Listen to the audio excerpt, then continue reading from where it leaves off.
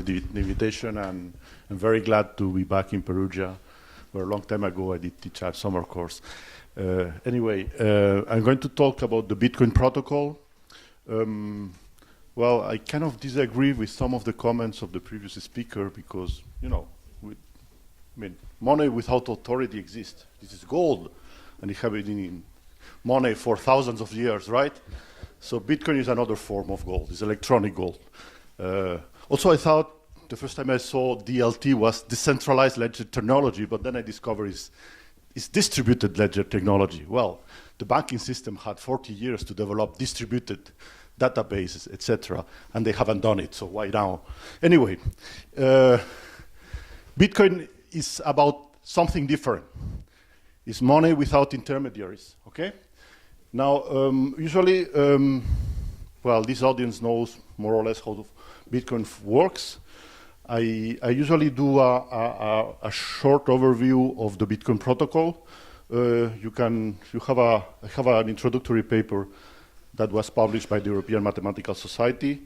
But I'm going to describe quickly how the Bitcoin protocol works. And I'm going to insist on certain points that really indicate how different it is from a distributed ledger.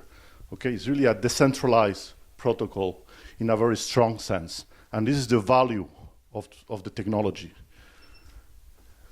Now, so all started with the Nakamoto paper that describes the protocol, and he, some months later, implements it. Okay, the model is gold. The model is gold because you can trade gold without having any authority. I can deal with anyone I want. Nobody's going to tell me if I can or not. It's just a matter of two people, right? So this is what is the purpose of Bitcoin, is to be able to exchange a currency, something that can serve a currency more or less well, without any third party. Now, no central authority, and a consequence is that it must run on open software. If someone controls the software, controls the code, it's an authority that can change the rules.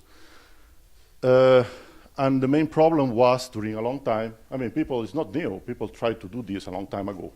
And the main problem was how to avoid double spend problem. How to avoid that I just spend the same coin with several people. I cannot do it with gold because of the physical properties. So for an electronic type of money, you have to find another way which does not involve a third party. I mean, just your bank account is controlled by a third party that controls this double spend problem. Here we have to find another way. Now, the other way, indeed, there's a theorem. It cannot be done without a public ledger. If you don't want someone that controls the ledger, where the transactions are legitimate and let's say, verified that there is no double spend, it must be public. It's not very difficult to prove. I mean, you think a little bit, it can be only done in that way. So the fact that when you do a Bitcoin transaction, it's propagated on the network, looks surprising at first, but it's necessary. Okay? Now, so this public ledger is the blockchain. So it's just a list of approved transactions. You have to find a protocol how to update the blockchain, but the general property is that anyone can write in it, anyone can have a copy of the blockchain. So it poses a problem of anonymity of the transactions. The transactions are not anonymous. It's not like gold where you really can do anonymous transactions. So this may be a problem for banks, for authorities, but it's not a problem for the people that have been trading for thousands of years. Indeed, for many reasons, it's safer to deal in an anonymous way. People that have huge amounts of capitals do not want the transactions to be public or they're, scrutinized by a third party, okay? And this is true even in the banking system.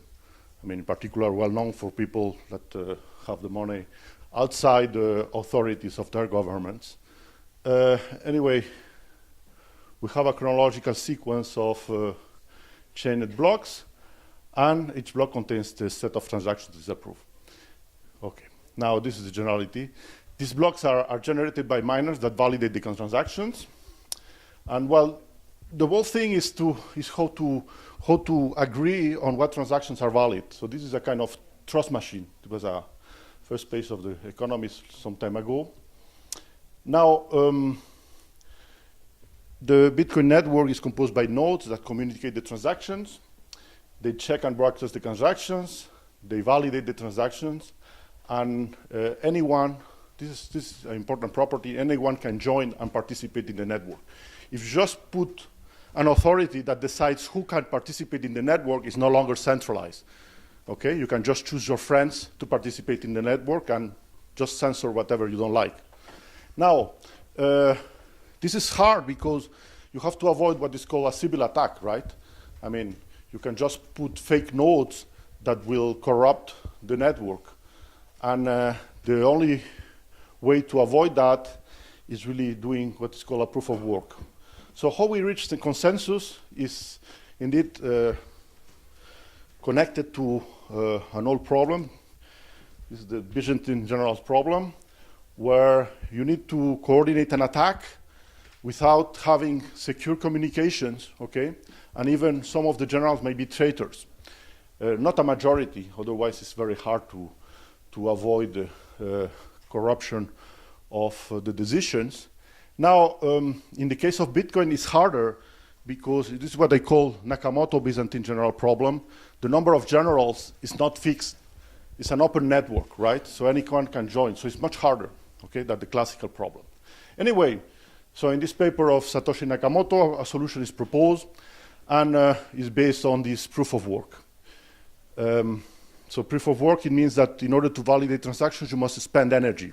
So remember that energy and mass are the same thing, okay? E equal mc squared.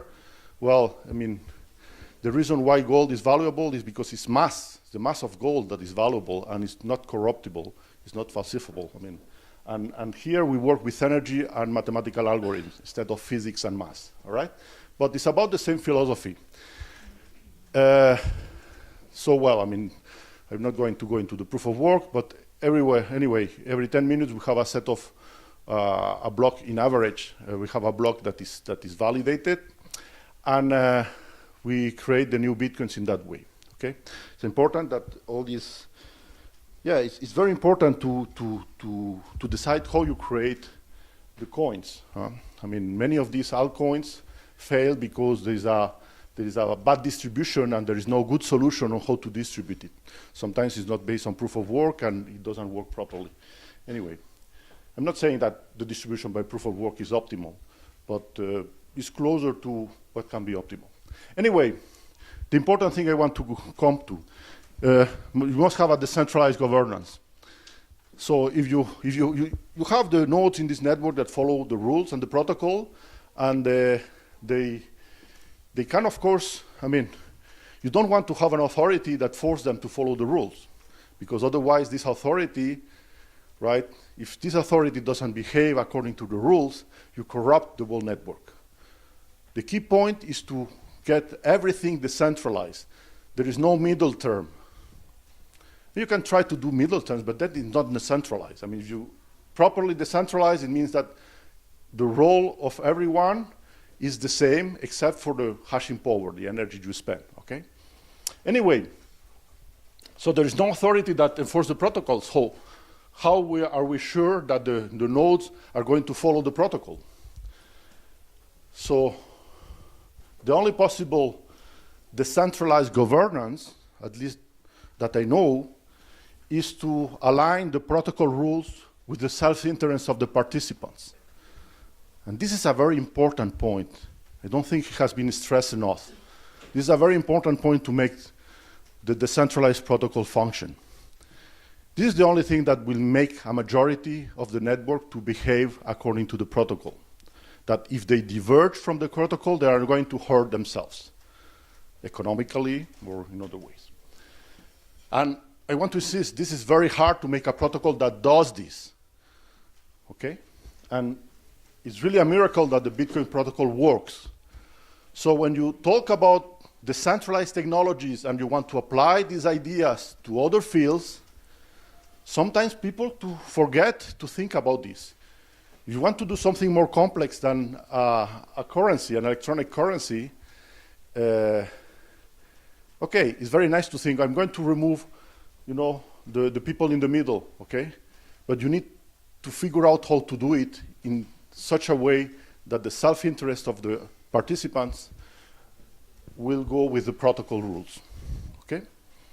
So this makes it very hard. This blockchain technology in general, people that have their mouth full of blockchain technology, but they don't know how to do this in all the fields.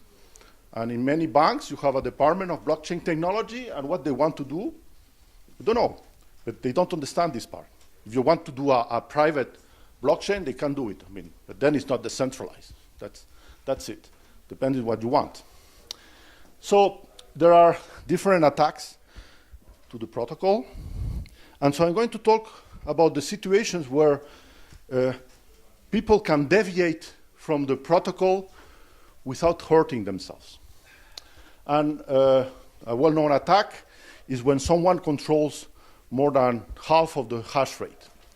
When someone controls more of the hash rate, 50% of the hash rate, he can modify the blockchain at will. So he can carry out double spends, he can invalidate all transactions, he can recreate the whole blockchain. So this is clear that it's a condition that we must have, is that nobody has more than 50% of the hash rate. Well, even if it has a 50% of the hash rate, the only thing he can do is to destroy the network, right? He cannot really destroy the technology that is there. We know how to do it. We can do it again. But he can just do harm to the network and to himself, spending a lot of money, because it costs a lot to have more than 50% of hash rate. Anyway, it's important to have a decentralized mining to avoid a 51% attack, by a coalition of miners. It's important to, big pools are a threat to mining decentralization in that sense, but there are pools. So after all, people can move from one pool to another when they see that the hash rate is too high. It has happened in the past, okay? And also the monopole position on mining hardware is a threat to mining decentralization. This is not for free. There are, but for the moment, all these people, all the hardware manufacturers, really live from the Bitcoin protocol, and they don't think they have an interest in destroying the Bitcoin protocol itself. Anyway, there are some attacks that have been studied in the literature. One is selfish mining. So what I'm going to talk now is joint work with Cyril Conspon, that he's going to give a talk after this one or the next one, I don't know exactly. And so the selfish mining was proposed some years ago. And, a protocol rule is that miners are going to release a block that they mine as soon as they have mined it. So they do the proof of work, they find the solution, and they release the block. Now, they can act in a different way of the protocol and keep the block from themselves. They say, well, I'm going to keep mining on top of my block, and I'm not going to share my block with the others. So at first, this doesn't seem to be a big strategy because you don't cache the reward. You just delay the caching of the reward, right? But what you expect is that to take an advance with respect to the network, and when someone mines another block, I release two of them, so I invalidate their block.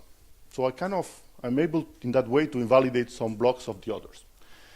So this strategy allows to validate blocks of competitors. And this strategy is possible with less than 50% of hash rate. But when you look at the literature, the cost of this strategy is not properly accounted. So this is what we have been studying a little bit. Indeed, selfish mining is not profitable without a change of an adjustment of difficulty. So at first, when you carry out a selfish mining attack, what you do is you slow down the network. So everybody is making less money, and in particular the attacker is making less money.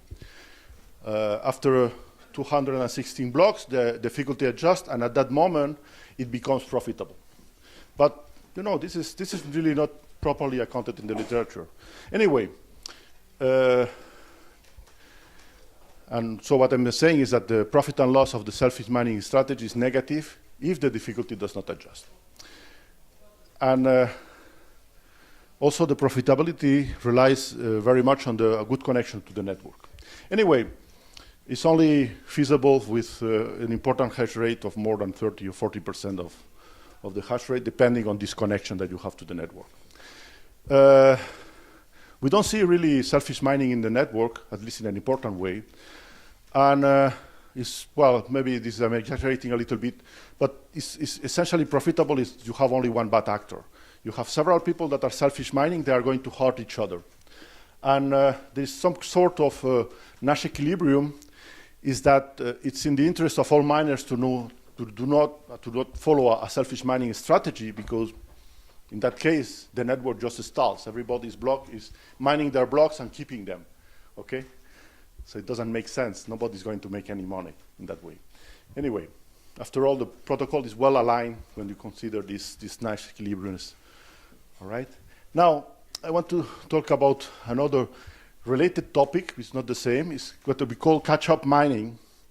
So there's another protocol rule is that miners should mine on top of the public blockchain, all right? So if one new block appears on the network, they should take this block and mine on top of it. Now, sometimes it could happen that the miner mines a block at the same time that another is released on the network. Then in that case, okay, according to the rule, he should abandon their block and take the block on the network. But indeed, it's more profitable to the miner just to release his block and keep mining on top of his block in the hope of making an orphan block of the public block, okay? That's clear. There's a slight disalignment with the protocol and self-interest at this point, okay? Now, if a second block is released on the public network, then we are really one block behind. And then we can ask, I need to mine 2 blocks just to invalidate the 2 blocks of the public network. So we can ask, well, is this really profitable or not? Should I throw away my block and take the 2 blocks to the public blocks and keep mining on top of them? Or should I try to mine 2 blocks on a row just to get the rewards of 3 blocks? So this is the catch-up mining. And indeed, at this point, the protocol is slightly disaligned with selfish interest. So this is what I summarize here. The probability of success is small, but the reward is high since it reaps all the awards of the invalidated blocks. So indeed, we can do the computations. It's a complex mathematical problem. I'm going to describe in 1 minute the formula, some of the formulas that are involved. It's equivalent to the following gambling problem. So we have a lag of m steps, and what we play is a game. We flip a coin, which is biased. Assume that the probability to win is less than 1/2, and the probability to lose is 1 minus q. And we have a reward if we catch up the lag of m before n rounds. And each time we lose, the reward increased by 1. This is exactly the situation that happens with catch-up mining. And you can modelize by this magnitude problem. So I can call ENMV the expected value for the optimal strategy for catch-up. So I will do it if this quantity E is positive. And this quantity, of course, is non-decreasing on the reward. And there is a unique value which makes it profitable for the reward. So, well, I mean, I'm going to just pass quickly on this, but I'm going to give you a model. We have what is called generalized Dick path that describes all the processes that can go into this game. So we'll consider functions from the integer 0n into n, so that the starting f measures the distance to be a winner, okay, and has these properties. So it's kind of Dick path, but in a generalized way. And we denote this the length. Anyway, we took the set of all Dick paths, The lag, fk is the lag after k turns. And so I have 0 minutes, but since there are negative numbers, I'm going to take some negative numbers very quickly because I just have one transparent.